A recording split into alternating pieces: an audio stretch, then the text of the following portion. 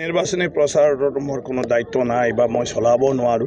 মই আজি ইয়াত আহিছো, এই অঞ্চলৰ কিছুমান মানুহে মোক কৈ আছিলে আপুনি এনে আছে আহি যাওক, তেওঁলোকে নাজানে যে মই স্পিকাৰ, মই মানে কিবা কৰিব নোৱাৰো। তথাপিও তেওঁলোকে কৈ আছিলে যে এনে এইফালে আহিলে আহি যাবা। তো আজি আহিছো, তেওঁলোকৰ কিবা ফৰেষ্টত পৰা মাটি কিবা কিবিৰ নামত এই গোটেই ককিলাবাৰী এৰিয়াত আজিলৈকে তেওঁলোকৰ মাটি সেটেলমেণ্ট নহল, আৰু ফৰেষ্ট আৰু এনচিৰ ক্ষেত্ৰত কিবা এটা ডিসপিউট আছে।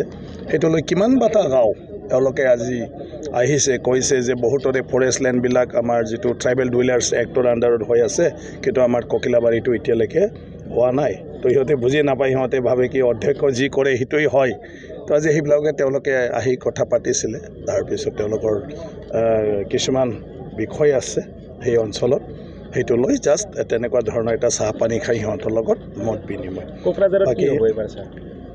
কোকৰাঝাৰতো ভালেই হ'ব লাগে। মই যিটো দেখি আছোঁ মানে তাত জয়ন্ত বসুমতাৰী ডাঙৰীয়াৰ হকে দেখি আছোঁ, কাৰণ গোটেইটো আমাৰ মানে এই অঞ্চলৰ বিভিন্ন কাৰণত মানে জয়ন্ত বসুমতাৰীকে মানে সমৰ্থন কৰা, যেনেকৈ বিজেপি ফালৰ পৰাও তেওঁকে সমৰ্থন কৰিছে, আৰু তাৰপিছত ইয়াৰ গোটেই জনগণই বড়ো চুক্তি ৰূপায়ণৰ নামত মানে ছাপৰ্ট কৰিছে, আৰু বিভিন্ন ধৰণৰ ইস্যু আছে যিটো চেণ্ট্ৰেল ষ্টেটৰ দ্বাৰা এই অঞ্চলত মানে সমাধান হ'ব লাগে, সেইটো লৈও, আৰু ইয়াৰ বিভিন্ন যিটো ৰাজ্য চৰকাৰ কেন্দ্ৰ চৰকাৰৰ লগত জড়িত বিষয় আছে সেইবিলাকো যাতে মানে এই অঞ্চলৰ মানে বিভিন্ন যিবিলাক মানে আগৰ চৰকাৰৰ মানে কিছুমান প্ৰতিশ্ৰুতি আছে, গতিকে সেইবিলাক যাতে হয়। আজি মছলপুৰ চেণ্ট্ৰেল ইউনিভাৰ্চিটি হ'ব, সেইবিলাকো যাতে সোনকালে হয়, সেইবোৰ কথাবিলাক লৈয়ে গুৰুত্ব দিছে। বাকীটো মোদী ডাঙৰীয়াৰ নেতৃত্বত, ডক্টৰ হিমন্ত বিশ্ব শৰ্মাৰ নেতৃত্বত আজি যিবোৰ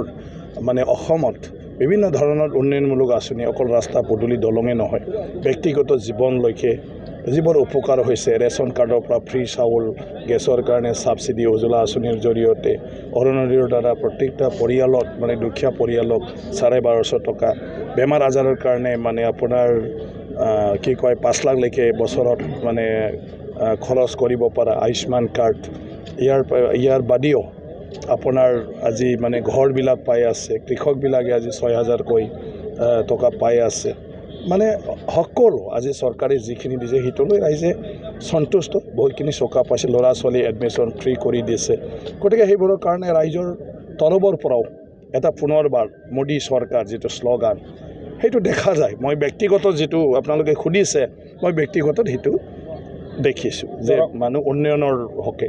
দৰং ওদালগুৰিত কেনেদৰে সঁহাৰি পাই আহিছে? মোৰ সমষ্টি দৰং ওদালগুৰি সমষ্টিটো একে, তাতো দিলীপ শইকীয়া ডাঙৰীয়াই জয়যুক্ত হ'ব। কিন্তু হাগ্ৰামা মহিলাৰে দাবী কৰি আছে দুয়োটা সমষ্টিতে তেওঁ এইবাৰ মানে লাখ মাৰি আহিছে, মানে বিজেপি কংগ্ৰেছক, কেনেধৰণৰ মন্তব্য কৰে? নাই, আজিকালিতো মানুহ চবকে কয়, কাকো নিৰাশ নকৰে, গতিকে হাগ্ৰামা মহিলাৰী ডাঙৰীয়া য'তে গৈছে তাত মানুহে আপোনাৰ লগতে আছে বুলি চাগে কৈছে, গতিকে সেইটোতো ৰাইজে ক'বই মানে তেনেকুৱা ধৰণৰ কথাটো। গতিকে কাউণ্টিঙৰ শেষলৈকেহে কেণ্ডিডেটে গম পায় যে নিজৰ মানে হকে ভোট কিমান হৈছে। বাকীটো আপোনালোকে নিজে বেছি জানিব, কাৰণ আপোনালোকে নিউট্ৰেলি চব চাই আছে। গতিকে যিবোৰ এছেছমেণ্ট আহিছে মানে মিডিয়াত আহিছে, এইবিলাকতো দেখা পাইছে যে দৰং ওদালগুৰিত দিলীপ শইকীয়া ডাঙৰীয়াই জয়যুক্ত হ'ব। কিন্তু বাকীটো কাউণ্টিং বাক্সাত অলৰেডি মানে বন্ধ হৈ গ'ল, কিন্তু যিখিনি জাষ্ট কথা কোৱাৰ কাৰণে, আদাৰৱাইজ 4 তাৰিখেতো গম পায়ে যাব। হাগ্ৰামা মহিলাৰে আশা কৰাৰ ধৰণে কাম নহ'ব নেকি দুয়োটা সমষ্টিতে? ডেফিনেটলি হাগ্ৰামা মহিলাৰ প্ৰতি মানুহৰ শ্ৰদ্ধা আছে, সন্মান আছে। এই অঞ্চলৰ তেওঁ আন্দোলন নেতৃত্ব দিছিলে, আৰু তেওঁৱে এটা সময়ত চুক্তিও কৰিছে, চুক্তি কৰাৰ পিছত ৰাজনৈতিক জীৱনলৈ আহিছে, তেওঁৰ দিনত তেওঁ কাম কৰিছে। কিন্তু এইবাৰ বিফল হ'ব নেকি এই লোকসভা নিৰ্বাচনত? লোকসভা নিৰ্বাচনত বিফল হ'ব নেকি তেওঁ কোকৰাঝাৰ আৰু দৰং ওদালগুৰিত? নাই, ডেফিনেটলি মই কৈছোঁ কি মানে যিহেতু মানে ভোটাৰ ৰাইজে, এইটোতো নাম্বাৰ গেম, যেতিয়া নাম্বাৰ গেম তাত আপুনি এটা ভোট কম পালেওতো আপুনি হাৰিব, তাততো আপুনি গুণ গাই কিবা গাইতো লাভ নাই, কাৰণ দৰখালিও লাভ নাই। গতিকে নিৰ্বাচনটো হ'ল ৰাইজৰ, গতিকে ৰাইজে যাক ভোট দিয়ে সিয়ে জয়যুক্ত হ'ব।